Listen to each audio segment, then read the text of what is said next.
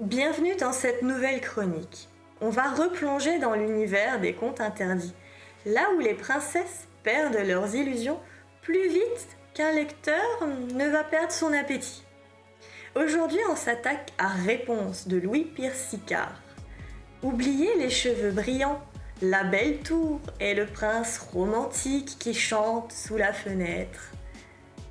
Ici, les mèches ne sont pas des symboles de liberté, mais des cordes qui vont étrangler lentement l'innocence.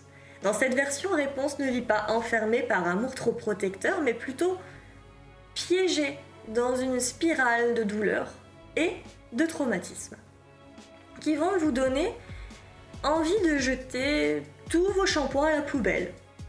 Les murs de sa tour ne sont pas en pierre, mais en secret, en horreur et en silence pesant. Alors oui, il y a toujours de la magie, mais celle-ci a un arrière-goût de cendre, de sang et de cauchemar réveillé. Et quand le prince arrive, ne vous attendez surtout pas à un sauvetage héroïque. Personne ne sort indemne de ce conte-là. Ni Réponse, mais aussi pas vous, chers lecteurs. Car en bref, Réponse, des contes interdits, c'est le moment où vous comprenez qu'un conte de fées peut très bien tourner au huis clos infernal et que parfois le monstre n'est pas forcément sous le lit, mais bien plus proche que vous ne le pensez.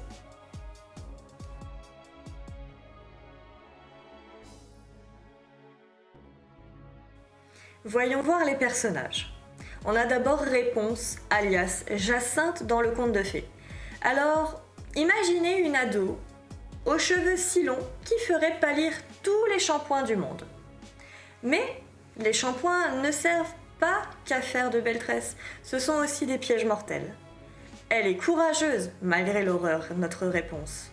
Mais elle est piégée entre la folie d'une sorcière et l'ombre du désespoir. Elle cache sous ses mèches blondes une rage de survie et une volonté de ne pas devenir un simple trophée capillaire. Ensuite, le chasseur, un peu psychopathe, Rob. C'est le parfait mélange entre un plombier mal luné et un fan de gore déplacé. Il a découvert que pressoir, scalp et sang frais ne sont pas que des termes de boucherie. Mais c'est aussi un loisir personnel pour lui. Quand il tombe enfin sur une grotte cachée, c'est la fête pour lui, mais par contre pas pour ses victimes. Il est violent, mais il est aussi obsédé par le pouvoir que lui donne la mort. Il est donc définitivement pas le prince charmant qu'attendait notre pauvre Réponse.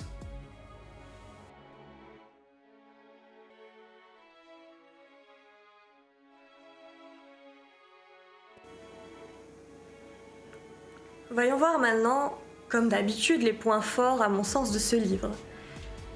Il y a une réécriture qui choque autant qu'elle fascine. Le conte de fées devient un cauchemar moderne où princesse et monstre essaient d'échanger leur rôle. On a l'ambiance glauque, parfaitement assumée. Chaque page sointe l'horreur psychologique. Façon huis clos, oppressant, qui colle à la peau.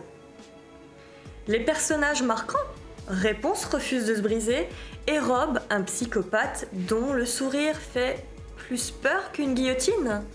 Et enfin, le style cru et sans filtre. L'auteur ne cherche pas à ménager le lecteur. Et c'est justement ce qui rend ce récit aussi percutant qu'inoubliable. C'est très marquant.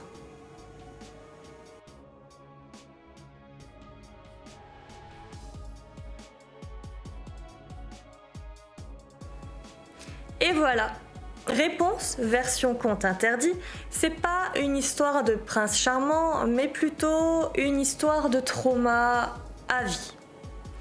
C'est un vrai shampoing pour l'âme, sauf que ça mousse au sang. C'est bizarre. Mais si vous pensiez que Disney vous avait prévenu, détrompez-vous. Non. Enfin, moi je vais vous inviter à rester branchés, parce que la prochaine chronique nous fera changer totalement d'univers et elle portera sur la Realidad. Alors à bientôt, c'était Poca.